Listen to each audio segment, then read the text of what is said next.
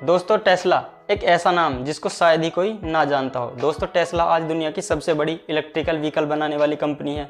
दोस्तों इस बात का अंदाजा आप ऐसे भी लगा सकते हैं कि टेस्ला की टोटल वैल्यूएशन दुनिया के 173 देशों की जीडीपी से भी ज़्यादा है, जो है लगभग 70 लाख करोड़ रुपए।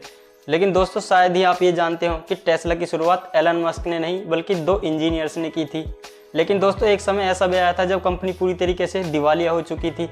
फिर कैसे टेस्ला ने कमबैक किया और कैसे इसने पूरी दुनिया को कैप्चर कर लिया। लेकिन दोस्तों फिर भी भारत की इतनी बड़ी मार्केट होने के बाद भी टेस्ला की कारें भारत में क्यों नहीं बिकती, क्या वजह है, जानने को मिलेगा सब कुछ आज की इस वीडियो में। अगर आप चैनल पर पहली बार आए हैं तो हमारी छोटी सी यूट्यूब फैमिली के साथ जुड़कर इसको और भी बड़ा करें ताकि आपको भी ऐसी इन्फॉर्मेटिव वीडियोज़ लगातार मिलती रहें।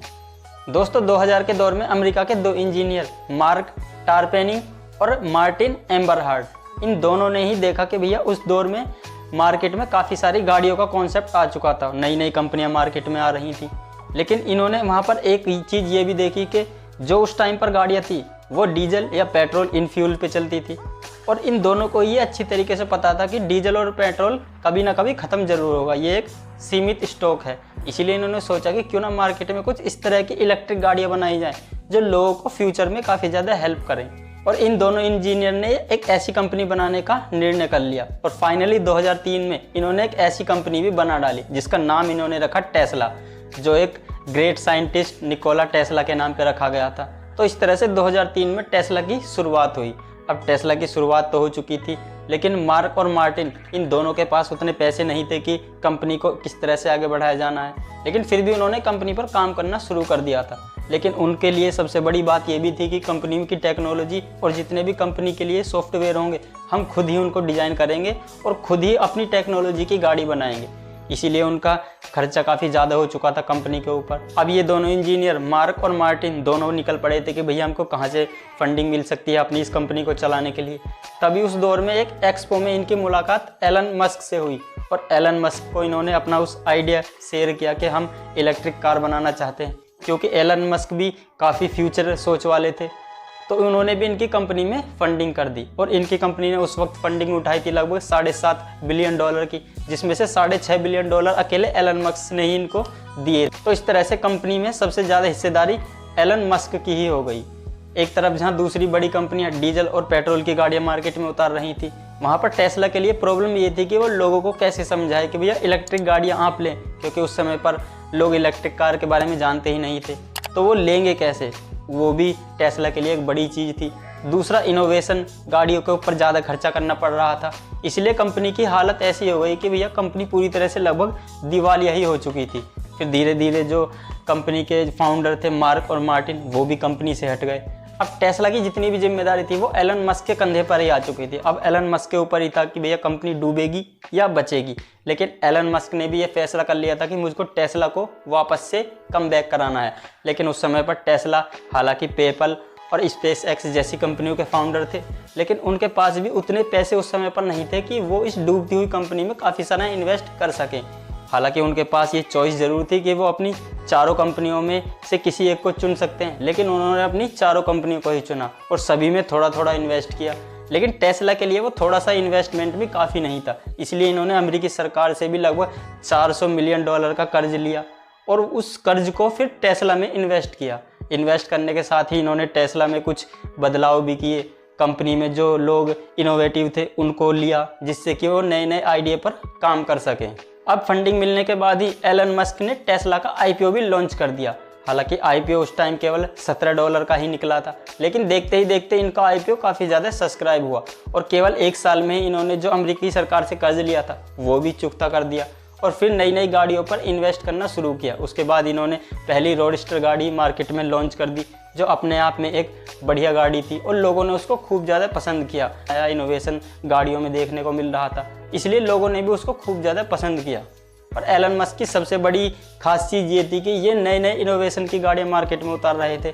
हालांकि इतना पैसा ये नए इनोवेशन पर खर्च कर रहे थे, इतने में ये और काफ़ी सारे काम कर सकते थे, लेकिन केवल इन्होंने नए इनोवेशन को करने के लिए ही काफ़ी सारा पैसा खर्च किया।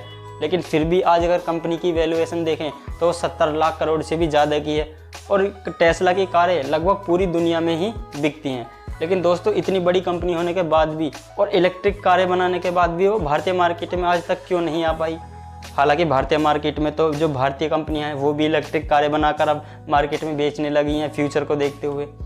हालांकि ऐसा नहीं है कि दोस्तों टेस्ला ने कोशिश नहीं की भारत में आने की। टेस्ला चाहती है कि वो भारत के बड़े मार्केट को कैप्चर करे। तो दोस्तों टेस्ला ने हालांकि लगभग 4000 करोड़ रुपए का निवेश करना भी चाह रही है, जिसमें टेस्ला ने कहा है कि वो लगभग 30,000 गाड़ियाँ शुरू में भारतीय मार्केट में उतारना चाहते हैं, जिससे कि वो भारतीय मार्केट में रेस्पॉन्स देख सके कि भैया टेस्ला सफल होगी या नहीं। लेकिन उसमें प्रॉब्लम ये है कि टेस्ला चाहती है कि जो उनकी इम्पोर्ट ड्यूटी है, यानी कि जो उन पर इम्पोर्ट पे टैक्स लगेगा वो उस पर कम लगाया जाए, जिससे कि भारतीय मार्केट में टेस्ला की गाड़ी सस्तियाँ होंगी। क्योंकि अभी नियम ये है कि अगर भारत में कोई गाड़ी नहीं बनती है, उसको बाहर से इंपोर्ट करके फिर देश में बेचा जाता है, तो उस पर काफ़ी सारा इंपोर्ट टैक्स लगता है। अगर गाड़ी की कीमत $40,000 से ज़्यादा है तो उस पर लगभग 100% टैक्स लगेगा, और $40,000 से नीचे है तो उस पर 60% का टैक्स लगेगा। और अगर टेस्ला की गाड़ी देखें तो उसमें जो उनकी बेस मॉडल है वो भी लगभग $40,000 के आसपास की कीमत का है। तो अगर टेस्ला की गाड़ियाँ भारत में आकर बिकती हैं तो उन पर 100% टैक्स लगना तय है। तो अगर $40,000 की गाड़ी है तो उस पर $40,000 ही टैक्स लग जाएगा, यानी कि $80,000 की गाड़ी भारत में काफ़ी ज़्यादा महंगी हो जाएगी। इसलिए टेस्ला अपनी गाड़ियाँ भारतीय मार्केट में नहीं उतारता। और टेस्ला ये चाहता है कि चीन में बनी हुई गाड़ियाँ वो भारतीय मार्केट में बेचे। दूसरी तरफ भारतीय सरकार एक तरफ तो घरेलू मैन्युफैक्चरिंग को बढ़ाना चाहती है, इसीलिए वो किसी भी बाहर की कंपनी को सीधे एक्सपोर्ट नहीं करने देती।